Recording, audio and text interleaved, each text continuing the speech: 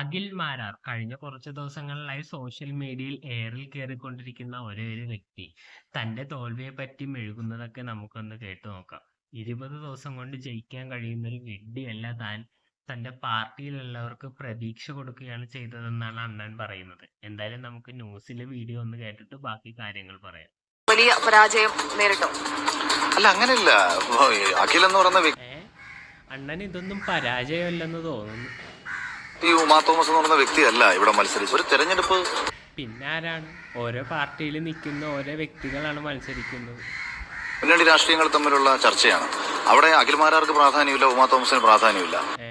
വ്യക്തികൾക്ക് പ്രാധാന്യമുണ്ട്. വ്യക്തികൾ എങ്ങനെ രാഷ്ട്രീയത്തിൽ നിന്ന് പ്രവർത്തിക്കും എന്ന് നോക്കിയിട്ടാണ് ജനങ്ങൾ അവർക്ക് വോട്ട് ചെയ്യണോ വേണ്ടതെന്ന് തീരുമാനിക്കുന്നത്. ഇങ്ങനെ എന്തൊക്കെ വിളിച്ചു പോകണം. ഞങ്ങൾ ഉയർത്തുന്ന രാഷ്ട്രീയത്തിനാണ് പ്രാധാന്യം. സ്വാഭാവികമായിട്ടും ഇന്ത്യ മുന്നോട്ട് വയ്ക്കുന്ന ഒരു രാഷ്ട്രീയ ആശയത്തിന് വലിയ സ്വീകാര്യത കേരളത്തിൽ ലഭിച്ചു എന്നുള്ളതാണ് 3 താമര വിരിഞ്ഞതും. കഴിഞ്ഞ പ്രാവശ്യം കിട്ടിയ 15,000 വോട്ട് ഇത്തവണ 21,500 വർദ്ധിപ്പിക്കാൻ തൃക്കാക്കരയിൽ നമുക്ക് കഴിഞ്ഞതും. അഖില് വലിയ രീതിയിൽ കാടിളക്കിയൊരു പ്രചരണം നടത്തിയ ഒരാൾ കൂടിയാണ്. വലിയ സോഷ്യൽ മീഡിയയിലൊക്കെ വലിയ ക്യാമ്പയിനുകളും കാര്യങ്ങളും ഒക്കെ നടത്തിയ ഒരാൾ കൂടിയാണ്. അതിനെപ്പറ്റി പറയണ്ട. അണ്ണന്റെ പ്രകടനം കണ്ടപ്പോൾ ഞാൻ വിചാരിച്ച അണ്ണൻ തൃക്കാക്കര മൊത്തത്തിലങ്ങ് തൂക്കുവന്നു. അവസാനം തൃക്കാക്കര ഇല്ല, ഒന്നുമില്ല. പക്ഷെ എവിടെയാണ് 2020 പിഴച്ചത് എന്നൊരു ചോദ്യം. അല്ല, 2020 പിഴച്ചിട്ടില്ല. നമുക്ക് ആർക്കും പിഴച്ചിട്ടില്ല. നമ്മൾ ആലോചിക്കണം. നമ്മൾ ഒരിക്കലും ജയസാധ്യത ഇല്ല എന്ന് എല്ലാവരും വിശേഷിപ്പിച്ചൊരു സ്ഥലത്താണ് ഞാൻ മത്സരിക്കാൻ വരുന്നത്. നോക്കൂ, എനിക്ക് ആദ്യം ഇവിടെ വേണ്ടത് ജയിക്കാൻ കഴിയുമെന്ന് പറയുന്ന പ്രതീക്ഷ എൻ്റെ പാർട്ടി പ്രവർത്തകർക്ക് കൊടുക്കുക എന്നുള്ളതാണ്. അവർക്ക് ആ പ്രതീക്ഷ കൊടുക്കും. വീണെടുത്ത് കിടന്ന് ഇങ്ങനെ ഉരുളുക എന്നൊക്കെ പറഞ്ഞ അഖിൽ മാരാറിനെ കണ്ട് പഠിക്കണം. ഈ കഴിവ് നമുക്കൊക്കെ കിട്ടിയെങ്കിൽ നമ്മളെവിടെ എത്തിയാന്.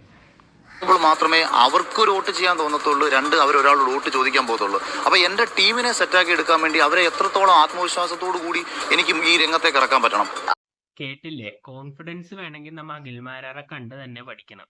പഴമക്കാർ പറയും പോലെ എങ്ങനെ വീണാലും 4 കാലേൽ. അതാണ് ഇപ്പൊ അഖിൽ മാരാർ ചെയ്തുകൊണ്ടിരിക്കുന്നത്. അദ്ദേഹത്തിന്റെ ഈ സംസാരവും വായ്ത്താളവും കേട്ടിട്ട് എനിക്ക് തോന്നുന്നത് അദ്ദേഹത്തിന് സിനിമയിലോ മറ്റ് ടെലിവിഷൻ ഷോയിലോ ഒന്നുമല്ല ഭാവി ഇരിക്കുന്നത്, രാഷ്ട്രീയത്തിൽ തന്നെയാണ്. കാരണം രാഷ്ട്രീയത്തിൽ വായ്ത്താളം ഉണ്ടെങ്കിലേ നമുക്ക് പിടിച്ചേക്കാൻ പറ്റുള്ളൂ.